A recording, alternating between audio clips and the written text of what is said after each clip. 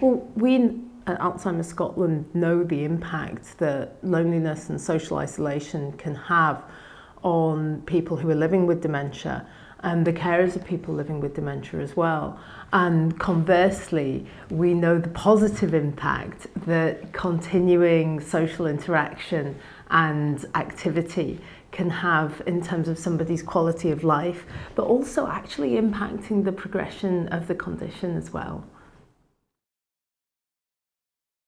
There are so many different initiatives. I was delighted when the Scottish Parliament Equal Opportunities Committee had its inquiry.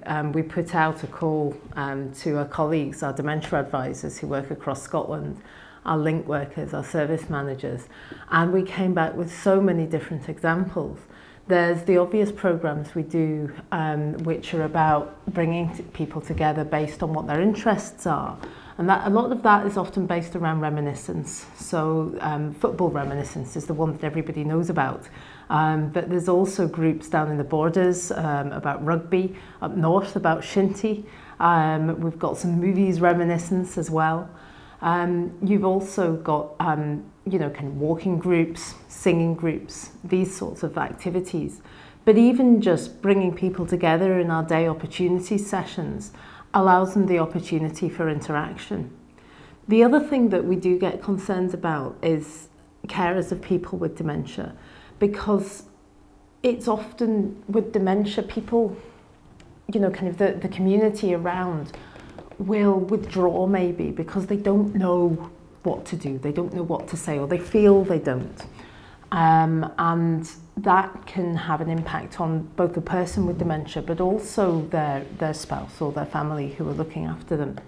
And that's why the Dementia Friends movement is so important, I think. So that's thousands and thousands of people across Scotland who have done a wee bit of awareness raising to learn a bit about dementia and about what you can do to support somebody. And that really demystifies dementia for people, I think. And that's a really, really important movement across the board, because so many more of us are going to come into contact with somebody with dementia, whether it's in our own family or a neighbour or even, you know, in our workplace.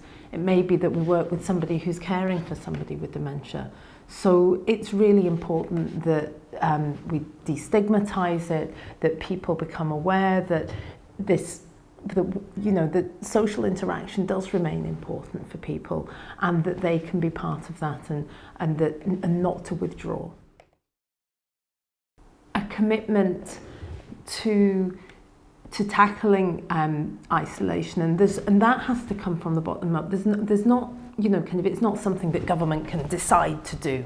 It's community based. I live in Leith, and there's a couple of wonderful initiatives down there about just joining people up, you know, with their neighbours, their older neighbours in particular, who, you know, kind of may be at risk of isolation, and providing some social interaction. And I think these community based initiatives are important, but they can be facilitated in an environment by councils and by government to make sure that they can happen.